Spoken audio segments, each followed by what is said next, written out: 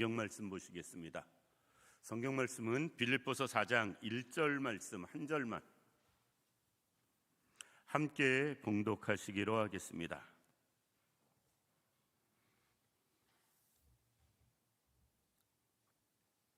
찾으셨으면 함께 봉독하십니다. 그러므로 나의 사랑하고 사모하는 형제들, 나의 기쁨이요 멸류가 아닌 사랑하는 자들아, 이와 같이 주 안에 서라. 아멘. 오늘 이 시간은 성도의 기쁨에 대해서 말씀을 생각해 보려고 합니다. 빌립보서는 기쁨의 서신이다 라고 이야기를 합니다. 빌립보서는 길지 않은 짧은 4장 말씀임에도 불구하고 사도 바울은 계속 기쁨을 주제로 이야기합니다. 3장 1절에도 기쁨을 이야기하거든요. 4장 1절에도 또 기쁨을 이야기합니다. 그러면서 사도 바울은 그 모든 것을 주 안에서라는 타이틀을 가지고 말씀을 전합니다. 사도 바울은 전 서신을 통해서, 사도 바울이 쓴 서신서를 통해서 그리스도 예수 안에서 또는 주 안에서 또는 그리스도 안에서라는 표현을 130번 이상 씁니다. 사실 바울 서신서가 그렇게 많이 기록됐다 할지라도 주 안에서, 예수 안에서, 그리스도 안에서 이런 표현을 130번이나 이상 썼다는 것은 굉장히 그것을 강조하고 있음을 볼 수가 있다. 우리는 주 안에서 기뻐할 수 있는 우리들 되기를 원합니다. 그리스도인들이 주 안에서 산다는 것은 마치 새가 하늘을 나는 것과 같은 모습이고요, 정말 물고기는 수중에서 여러 가지 모습에서 좋은 아름다운 상황, 그런 것을 생각해 볼 수 있습니다. 문제는 사도 바울이 빌립보서를 옥에서 썼다는 거예요. 감옥에서 어떻게 이렇게 기쁨의 서신을 쓸 수 있었을까? 이것은 참 우리가 생각할 때 쉽지 않습니다. 사도 바울을 인간적인 모습으로 한번 바라보면 이렇습니다. 그는 여러 가지 면에서 기뻐해야 할 이유가 하나도 없었기 때문에 그렇습니다. 사도 바울은 예수님을 만난 이후에 그는 여러 가지를 잃어버렸어요. 그것이 무엇인가? 가문에서 버림을 받습니다. 사도 바울이 가문에서 버림을 받는다는 것, 그 시대에는 가문이, 우리 예전 조선시대 때 양반들 가문에서 쫓겨난다고 한번 생각해 보세요. 얼마나 큰일인가. 그리고 유대인 동족들에게는 배신자라는 낙인이 찍혀버립니다. 유대교에서 그렇게 열심히 던 자가 어느 날 갑자기 유대교가 아닌 기독교인이 되어가지고 복음에 미친 모습을 보여주고 있으니 유대교인들 입장에서는 사도 바울을 배신자라고 낙인 찍고 핍박하는 것 자연스러웠다라는 것입니다. 그가 과거에 자랑스러웠던 산헤드린 공회원이라는 의원직도 그는 박탈당합니다. 세상에서 그가 누렸던 모든 것을 한순간에 빼앗겼다. 그리고 성경에서 정확하게 표현은 하지 않지만 그 모든 배경을 놓고 볼 때 사도 바울은 굉장히 부잣집 자녀로 생각해 볼 수 있거든요. 로마 시민권을 가졌고 산헤드린 공회원의 회원이 되었고, 그리고 그가 바리새인 중에 바리새인으로 살아간 모습을 놓고 보면 집안이 굉장히 좋은 집안이었어요. 그런데 거기서도 쉽게 이야기해서 다 포기하고 나와야 되는 그런 상황의 모습을 볼 수가 있습니다. 너무나 많은 것을 사도 바울은 예수 믿는 것 때문에 빼앗겼습니다. 기뻐할 거리가 없는 사람, 기뻐할래도 정말 기뻐할 수 없는 상황에 내몰렸어요. 그런데 사도 바울은 예수 믿고 하나님의 일꾼이 된 이후에 얻은 게 있습니다. 그게 무엇이냐? 질병이에요. 복음을 전하면서 여러 가지 무리에서 또는 이런저런 돌맞고 여러 가지 피난 생활하고 힘든 생활하면서 그에게는 다양한 질병이 주어졌을 것입니다.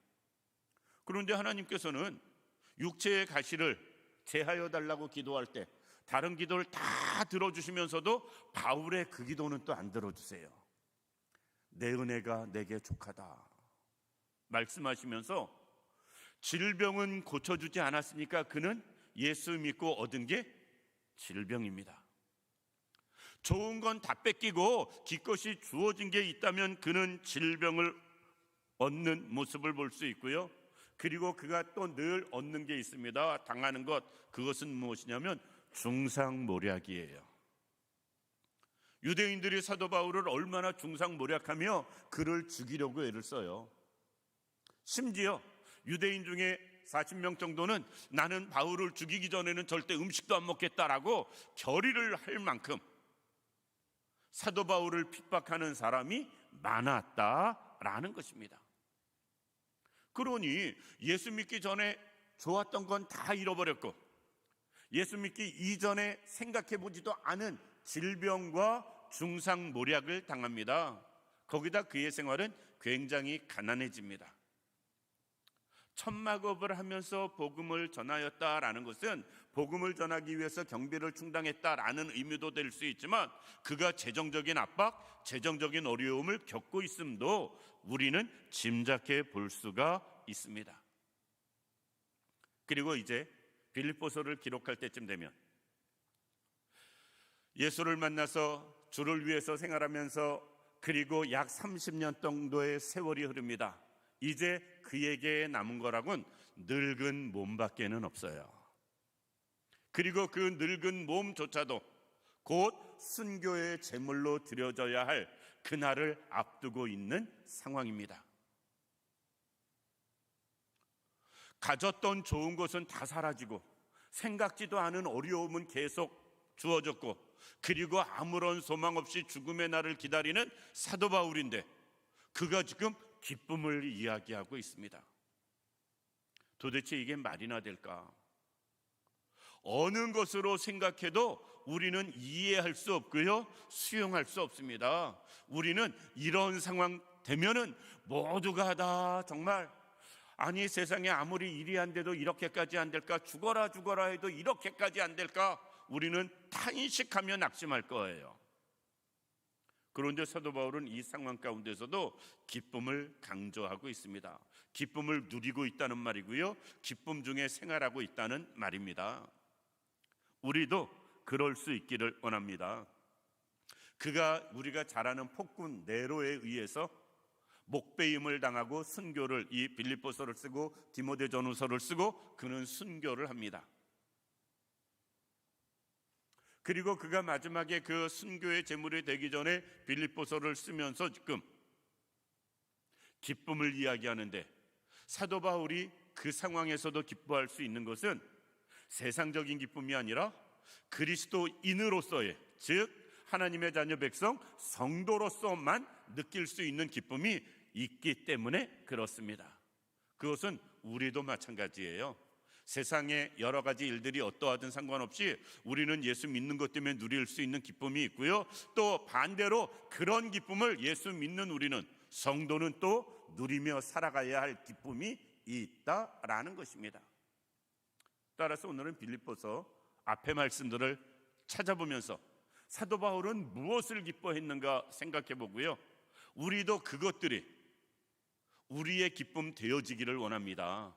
그것들이 우리의 기쁨이 되어지기 위해서 우리가 어떻게 해야 되느냐? 사도 바울이 그 기쁨을 누렸던 그 일들을 우리도 행하며 살아가는 사람 되어져야 되고요, 그런 일들을 행하면서 그것이 우리의 참 기쁨, 진짜 기쁨이 되어진다면 바울이 누리는 그 어렵고 힘든 상황 가운데서도 누리었던 기쁨을 우리도 이해할 수 있을 것입니다. 그러면 사도 바울은 무엇이 그는 그 상황 가운데서도 기쁨을 이야기하게 하였는가? 첫 번째, 제가요 방송실에 부탁해서 성경 구절을 준비했습니다. 배려를 제가 이렇게 잘해요. 배려를 잘합니다. 자, 먼저 그는 기도하는 것이 기쁨이었어요. 그래서 간구할 때마다 너희 무리를 위하여 기쁨으로 항상 간구함은, 즉 사도 바울은 기도가 기쁨이었습니다. 아무리 어렵고 힘들어도 지금 쉬운 말로 늙고 병들어서 순교를 앞두고 있는 그 상황이라도 사도 바울은 기도할 때마다 기쁨이 있었다. 라는 말씀입니다. 집안에서 쫓겨났고 주어진 모든 의원직이 박탈되었고 그리고 동족들에게 배신자라는 낙인이 찍혀서 늘 도망다니는 인생을 살았지만 그럼에도 불구하고 그는 기도할 때마다 기쁨이 있었어요. 기도는 우리가 생각할 때 막연하게 이방 종교들처럼 주문 외우듯이 하는 것이 기도가 아닙니다.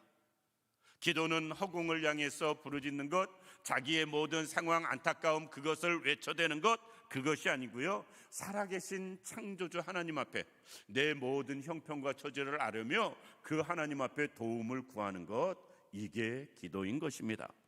따라서 그 창조주 하나님 앞에 내가 기도할 때 기도의 기쁨이 있어야 돼요. 자녀를 위해서 기도할 때 기쁨이 되어져야 되고요, 건강을 위해서 기도할 때도 그것이 기쁨의 기도가 되어져야 되고요, 교회를 위해서 기도할 때도, 나라를 위해서 기도할 때 우리는 그 기도가 기쁨이 되어져야 됩니다. 왜? 주 안에서 드리는 기도는 하나님이 들으시고 응답하시기 때문에 그렇습니다. 말씀드린 것처럼 계속 사도 바울이 강조하는 게 주 안에서, 예수 안에서, 그리스도 안에서거든요. 기도도 예수 안에서 예수님의 이름으로 드리는 게 기도잖아요. 하나님께서는 우리가 예수 안에서 드리는 모든 기도, 주님의 이름으로 드리는 간구, 하나님께서는 다 들으시고 응답하시는 모습 볼 수가 있습니다. 그렇기 때문에 기도할 때는 어떤 상황에도 상관없이 우리는 기쁨으로, 즐거움으로, 감사함으로 하나님 앞에 기도할 수 있는 것이다 라는 것입니다. 제가 여기서 이렇게 말씀드려보고 싶어요. 해봐야 알지, 그렇죠? 기도도 드려봐야 알지요. 사도 바울은 늘 기도를 통해서 응답을 경험했고요, 기도를 통해서 응답을 경험함으로 어떤 상황에서도 기도할 때마다 그는 기쁨이 있었다라는 것입니다. 우리도 그럴 수 있길 원합니다. 기도하는 기쁨이 있길 원하고요, 기도를 통한 응답의 기쁨이 우리에게 있기를 원합니다. 바울은 그 상황 가운데서도 기뻐할 수 있는 것, 기도할 때 기쁨이 주어졌습니다. 두 번째, 사도 바울의 기쁨은 1장 5절입니다. 한번 같이 읽어보겠습니다. 빌립보서 1장 5절인데요, 함께 읽습니다. 시작.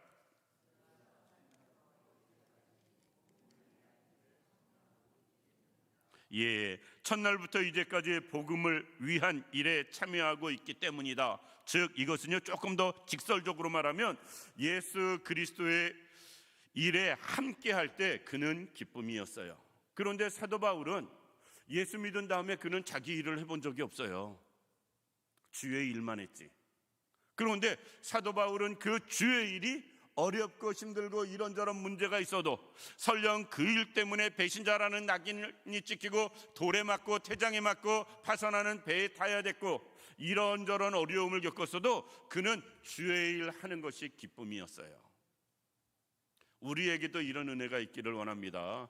주의 일 하는 것이 우리가 짜증이고 고통이 아니고요, 주의 일 하는 것이 우리에게 기쁨이기를 원합니다. 함께 복음에 참여함이 은혜며 축복이라는 것, 우리는 깨달아야 됩니다. 왜 여러 가지 일들을 할 때 주의 일을 하는데 많은 사람들이 함께하지 않는가? 우리가 그 일에 대한 기쁨을 모르기 때문에 그래요. 주의 일을 하는 것이 기쁨이고 은혜고 축복이다. 그래서 좀 심하게 말하면 누가 하지 말라고 그럴까 봐 겁을 내야 돼요. 왜? 그것이 기쁨이고 은혜고 축복이라면 누가 말릴까 봐 겁을 내야지, 시킬까 봐 겁을 내는 세상이 되어져 버렸어요. 그런데 주의 일을 행하지 않고는 우리가 주 안에서 기쁨이 없다. 주의 일에 함께할 때 이런저런 문제는 있습니다. 일을 아무 문제 없으려면 아무 일도 안 하면 문제가 없습니다. 그런데 모든 문제는 일을 하면서 우리가 만나고 경험하거든요. 그런데 이런저런 문제를 만난다 할지라도 주의 일에 함께할 수 있는 것만 가지고는 또 우리는 그것이 기쁨이 되어져야 되고요, 그것이 기쁨이, 즐거움이 되어져야 됩니다. 많은 사람들이 성도의 교제를 이야기합니다. 성도의 교제는 반드시 필요합니다. 그런데 성도의 교제가 인간적이고 세상적인 친목의 수준으로 끝나서는 절대로 아니 됩니다. 교인들끼리 모여서 이야기하는 것이 친목회 수준, 동창회 수준에서 끝나버린다면 그것은 성도의 교제가 아니에요. 성도의 교제는 하나님의 일과 연결되어지는 것, 하나님의 일에 함께하는 계기가 되어지는 것, 그것이 성도의 교제가 되어져야 되고요, 성도의 교제를 통해서 하나님의 일과 계속 연결이 되어지는 일들이 되어져야 됩니다.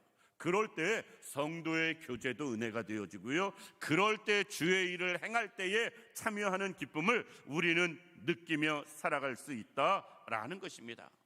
이 자리에 있는 우리 모든 성도님들, 주의 일하는 것이 은혜임을 꼭 기억하시기 바랍니다. 우리는 알아요. 나중에 나이 많이 먹고 몸이 다 이제 상하고 지쳐서 그 주 앞에 설 날이 다가오면 우리는 우리 인생을 후회하는 날이 올 겁니다. 아, 내가 이런 건 참 잘못 살았구나, 이런 건 참 이럴 때 아쉽구나, 그때 그렇게 했어야지, 또는 그러지 말았어야지, 여러 가지 아쉬움이 남는 시간이 우리에게 언젠간 올 겁니다. 그런데 그때 우리는 내가 주의 일 더하지 못한 것, 그 부분에 대한 아쉬움이 남지 않도록 정말 후회 없이 주의 일을 한번 해봤으면 좋겠다 싶습니다. 우리 모두가 꼭 그렇게 주의 일을 해볼 수 있기를 원합니다. 나중에 후회하지 않도록. 우리가 나중에 이렇게 저렇게 후회할 일 많이 있는데, 주의 일, 그때 내가 그 일 했어야 되는데, 그때 그러지 말았어야 되는데, 이런저런 후회 중에 특별히 주의 일에 함께하지 못한 후회, 그것은 없길 원합니다. 왜? 주의 일에 함께하지 못하면 하늘나라 상급도 없기 때문에 그래요. 이런저런 문제가 있어도 주의 일에 함께하는 삶을 살았다면 그 사람은 좌우지간 천국에서 상급은 있잖아요. 따라서 어떤 상황에서도 주의 일에 함께하는 게 우리에게 기쁨이고 은혜고 축복인 것, 그것을 깨달는 분들 되길 원하고요, 사도 바울은 그것이 기쁨인 줄 알아서 주의 일에 참여한 그 일이 자기의 즐거움인 걸 알아서 그 상황 가운데서도 주의 일을 행하면서 그는 기쁨을 이야기할 수 있었다라는 것입니다. 우리 모두가 그럴 수 있기를 원합니다. 아우, 편하다, 신앙생활 편하려면 안 해야지요. 표현이 그런가요? 신앙생활 힘든 게 자연스럽고 당연한 것 아닌가요? 세상만 힘든 게 아니고요, 세상살이보다 더 힘든 게 신앙생활 어떤 면에선 되어져야 됩니다.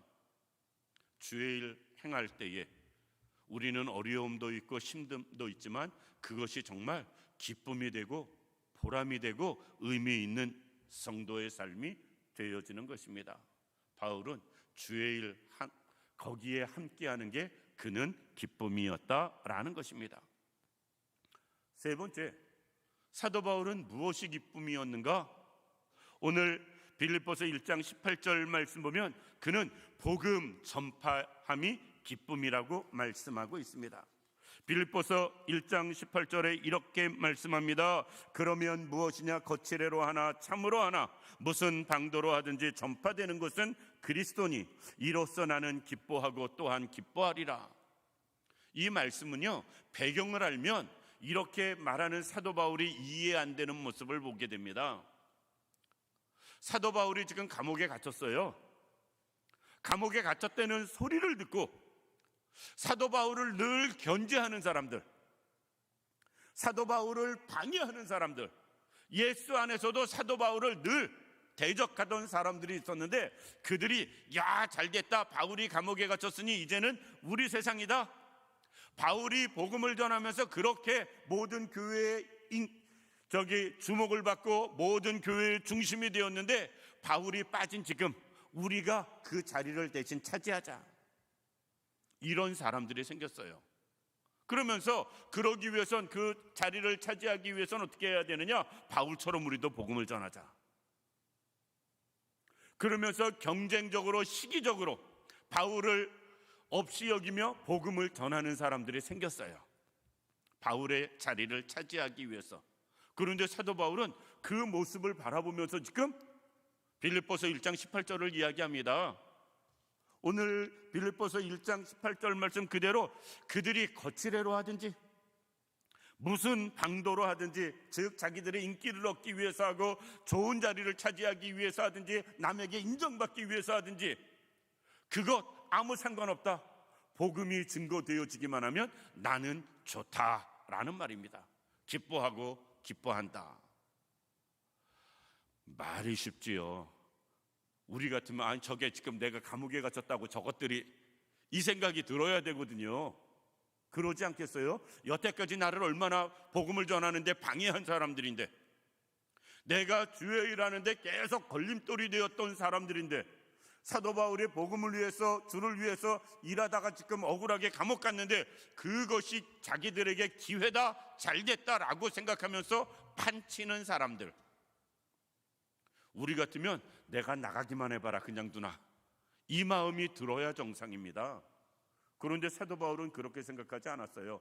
어쩌면 어때? 전도하는 거 그것만 하나로도 나는 좋다.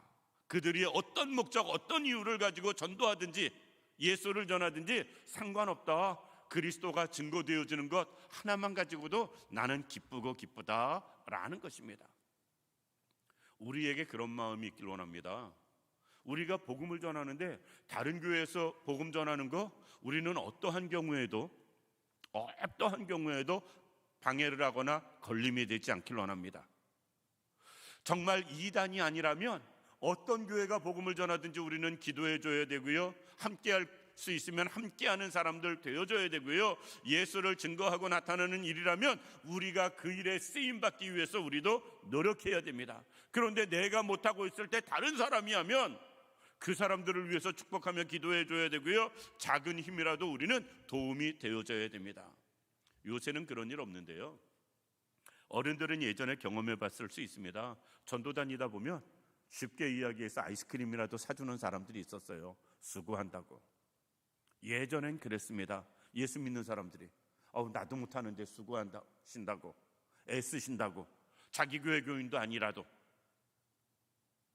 전도자들을 인정하고 대우해 주는 모습 있었습니다.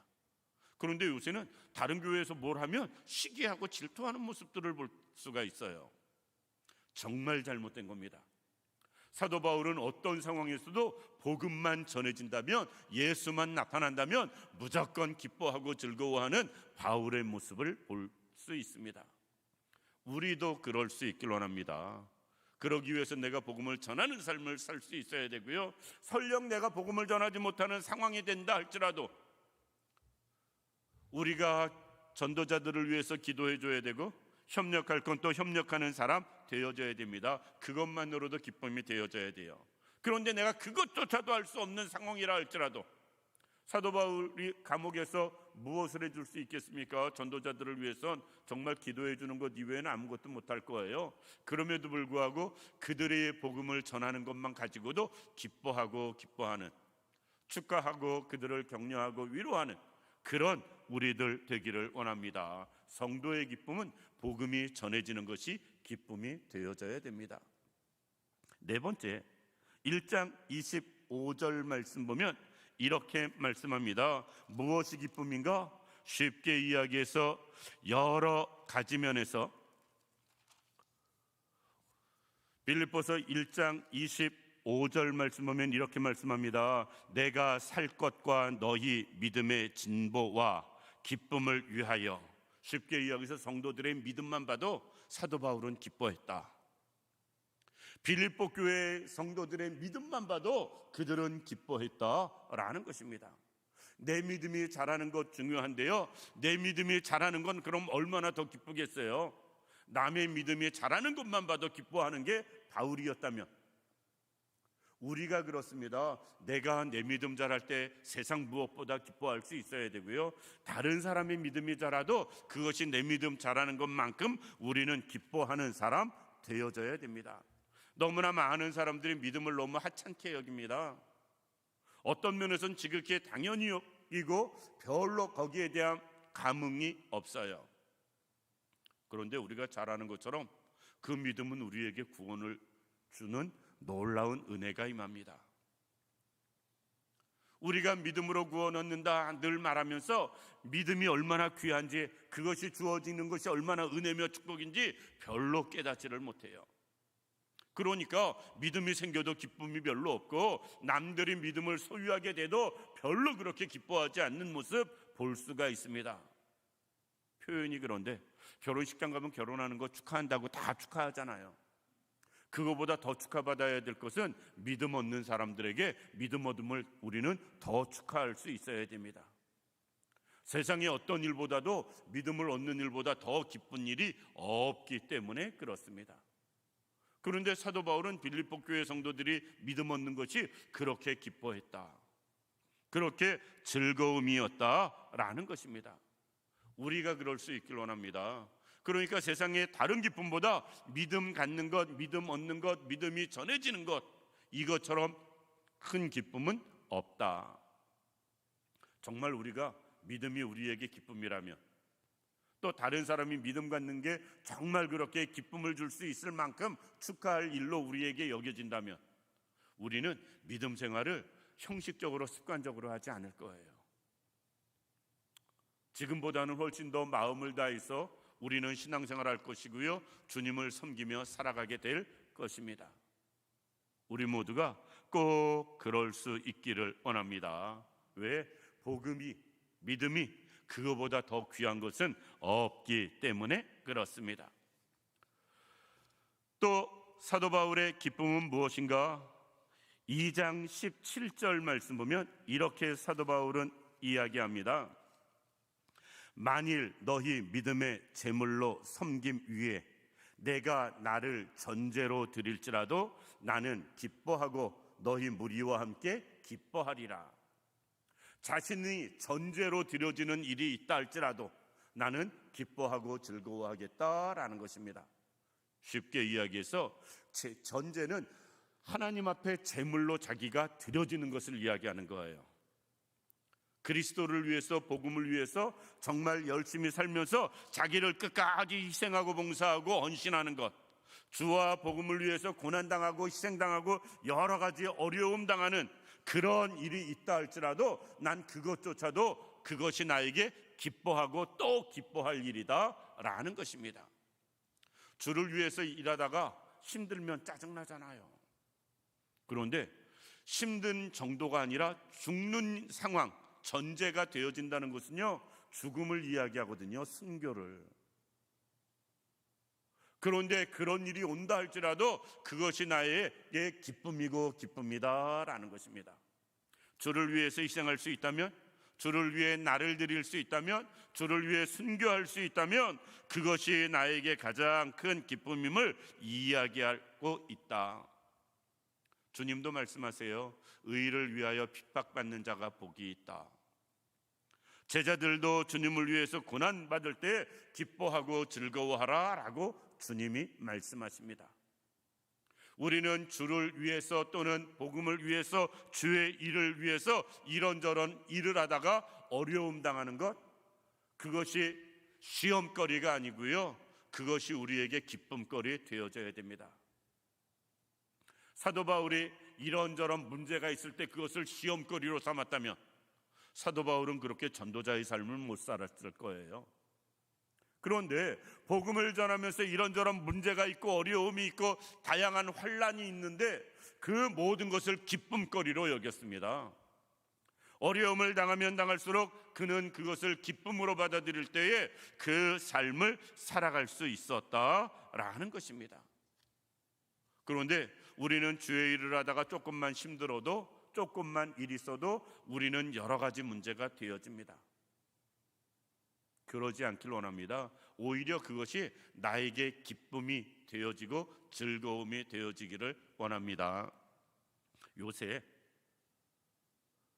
감기 또는 독감이 유행합니다. 건강하시길 바랍니다. 그런데 저는 주의 일을 하다가 조금 몸살도 좀 나보고, 일부러 몸살 나면 안 되겠지만 정말 열심히 주의 일 하다가 무리해서 몸살도 좀 나보고, 좀 크게 문제되지 않을 정도 안에서는 좀 탈도 나보고, 전 그랬으면 좋겠습니다. 최소한 주 앞에 섰을 때 그래야 조금이라도 할 말 있지 않겠어요? 주님, 내가 그래도요 몇 년도에 내가 뭐 하다가 몸살까지 났던 사람이에요. 최소한 이 정도는 말할 수 있어야 되지 않겠어요? 너 나 위해서 뭐 하다 왔냐? 예, 그냥 무리되지 않는 한도 내에서 평안히 신앙생활하다 왔는데요. 그러면 사실 그거 부끄러움 되지 않겠습니까? 그래도 주를 위해서 내가 예를 들어서 이렇게 몸이 조금 무리가 될 정도로 힘썼고요, 애썼고요, 노력했고요, 또 그 일을 마다하지 않고 함께 했고요, 이렇게 말할 수 있다면 그것이 오히려 은혜며 축복일 것입니다. 사도 바울은 아마 그런 것을 생각하면서 순교를 이야기하면서도 나는 그것을 기뻐하고 또한 기뻐하리라 라고 이야기할 수 있었던 이유가 바로 그것입니다. 순교에서 주 앞에 섰을 때 주님이 바울을 얼마나 기쁘게 맞이해 주셨을까. 그리고 그 순교의 자리조차도 사도 바울은 기쁘게 걸어가고 기뻐하는 모습으로 그 일을 맞이했다면 주님이 더 얼마나 기뻐하셨을까. 마지못해 억지로 해도 대단한 일인데 그 길을 기뻐하며 간 사도 바울, 정말 엄청나게 대단한 것이다 라는 것입니다. 마지막으로 사도 바울은 무엇을 기뻐했는가? 오늘 본문 말씀 보면 이렇게 말씀합니다. 4장 1절에도 맨 끝에 보면 나의 기쁨이요 면류가 아닌 사랑하는 자들아 이와 같이 주 안에 서라 라고 말씀하고 있는데, 이 비슷한 말이 3장 1절에도 있습니다. 끝으로 나의 형제들아 주 안에서 기뻐하라. 주 안에 있는 것만 가지고도 사도 바울은 다른 것 다 없어도 기뻐했다. 우리의 기쁨은요, 주님 밖에서 찾으려고 하니까 사는 재미가 없어요. 그런데 우리의 기쁨을 주님 안에서 찾으려고 하면 우리는 늘 기뻐할 수 있다라는 것입니다. 사도 바울이 주님 밖에서 기쁨을 찾으려고 했다면 예수 믿은 이후에 그는 세상에 기뻐할 일이 전혀 없는 사람이 되었을 것입니다. 그런데 좋은 것은 다 빼앗기고 나쁜 것은 다 그에게 주어졌어도 그가 기쁨의 서신서를 쓸 수 있었던 것은 주 안에 있는 것 자체만으로도 그는 모든 것을 다 내려놓고 기뻐할 수 있었다라는 것입니다. 예수 믿는 것 하나만으로, 지금 믿음 생활하고 있는 것 하나만으로, 그리고 내가 예배 생활하고 있는 것 하나만으로도 사도 바울은 기뻐하고 있었다라는 것입니다. 그러니 순교의 길도 기쁘게 걸어갈 수 있었던 것입니다. 우리의 삶도 그럴 수 있기를 원합니다. 그렇다고 우리의 삶이 사도 바울처럼 세상적으로 다 정말 막히고 어렵고 힘든 일만 있자, 이건 절대 아닙니다. 그런데 우리가 이런 성도로서 이런 기쁨도 누릴 수 있는 사람들 되기를 원합니다. 세상 것만 잘 되고 세상 것만 바라고 세상의 여러 가지 일들로 기쁨 삼는 것이 아니라 성도로서 누릴 수 있는 기쁨. 기도하는 것 성도만이 하잖아요. 기도하면서 누리는 기쁨, 주님의 일에 함께하는 기쁨, 성도만이 할 수 있는 일이잖아요. 그리고 믿음 안에서 생활하고 오늘 정말 주를 위해 희생하는 일도 기뻐하고 본문 말씀처럼 예수 안에 있는 것만 가지고도 우리는 기뻐하는 사람이 되어진다면 어떤 상황에서도 1년 365일 추수감사주일보다 더 기쁜 날들이 되어질 것입니다. 우리에게 그런 은혜가 있길 원합니다. 꼭 주 안에서 성도만 누릴 수 있는 기쁨, 또 성도로서 누릴 수 있는 이 기쁨들을 우리도 누리며 살아갈 수 있는 우리 모두가 되기를 주님의 이름으로 축원합니다. 기도드리겠습니다. 살아서 역사하시는 참 좋으신 아버지 하나님, 성도의 기쁨 말씀을 통해 생각해 봤습니다. 그러나 부끄럽게 우리는 지금까지도 세상 사람들과 동일한 것으로만 기쁨의 제목을 삼았습니다. 그러다 보니까 우리가 세상 살면서 늘 기쁨을 잃어버리고 사는 우리의 모습을 보게 됩니다. 하나님, 예수 믿는 사람 성도로서만 누릴 수 있는 기쁨, 사도 바울과 같은 이 기쁨을 우리도 누릴 수 있도록 주님 도와주시옵소서. 꼭 기도하는 삶을 살면서 기쁨을 누리게 하시고, 아버지 하나님, 우리가 주의 일에 늘 함께하며 동참하는 삶을 살면서 기쁨을 누리게 하여 주옵시고, 우리가 믿음 안에서 기쁨을 누리며 복음을 증거하며 기쁨을 누리고 순교자의 삶을 살며 기쁨을 누리고 예수 안에 있는 것만 가지고도 기쁨을 누리며 살아가는 우리들 되게 하여 주시어서 우리의 생활 가운데 기쁨이 그치지 않게 하시고 그 기쁨이 날마다 더해지는 우리 모두가 되게 하여 주옵소서. 하나님이 온전히 함께 하시길 원하오며 예수님의 이름으로 기도드립니다. 아멘.